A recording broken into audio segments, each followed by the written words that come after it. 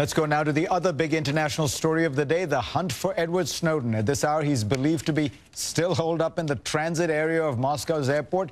But in recent days, no fewer than 3 Latin American countries, Venezuela, Bolivia, and Nicaragua, have indicated a willingness to give the NSA leaker a new home.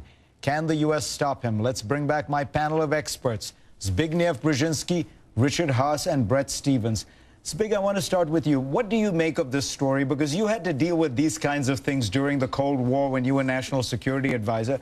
But this guy is not working for another government. It's a kind of vague, nihilistic anarchism. I mean, I presume the message here is he doesn't want the governments to do any espionage, or, what do you make of it? Well, think of Daniel Ellsberg. He was against our policy in Vietnam. He revealed classified documents. He did it in the United States and was prepared to face music. He may have been misguided, but he certainly was patriotic. What did this guy do? He goes to China, and then he goes to Russia, both countries that would like to replace us on top of the global totem pole. And Russia, certainly under Putin, is far from being friendly to the United States. So what are his motives? Who's he trying to appeal to? Who are his allies that he made his choice?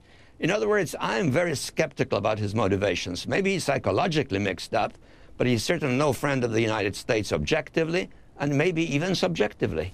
Richard Haass, we do seem to be having some influence in getting these governments to not be very responsive, other than, these 3 Latin American governments. Putin gave this remarkable statement where he said, this guy needs to get out because it's upsetting the work of our friends, the Americans.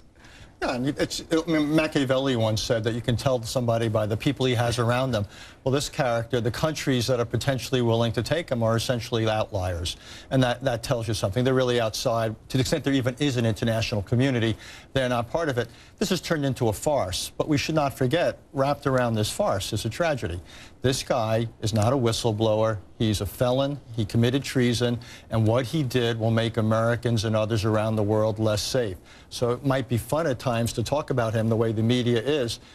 But this is serious stuff. People will be vulnerable because of the way that he has tipped off groups and individuals who want to do us severe harm. So wherever he ends up, in an airport lounge or in Venezuela or wherever, his legacy will be truly destructive. But the Journal has always been a zealous protector of individual freedoms and rights. Is there a kind of a libertarian part of you that looks at this, at the mega data collection, and worries about what it means? No, governments spy, and we're realists also, and all governments have intelligence agencies, and they have legal controls which operate and which operated at the NSA under multiple administrations. So I agree with both of these comments. Martin Luther King wrote "Letter from a Birmingham Jail." What is Snowden going to write? Letter from a Moscow transit lounge? Letter from a Venezuelan 4-star hotel?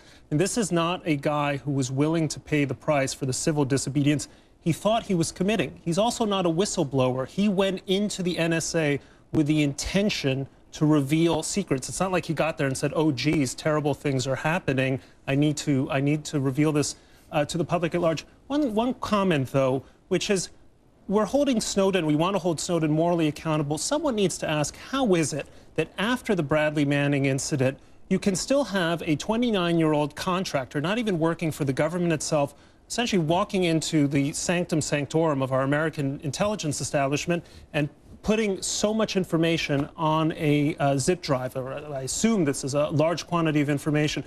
Someone within the intelligence establishment has to say, why do we let this happen again and again?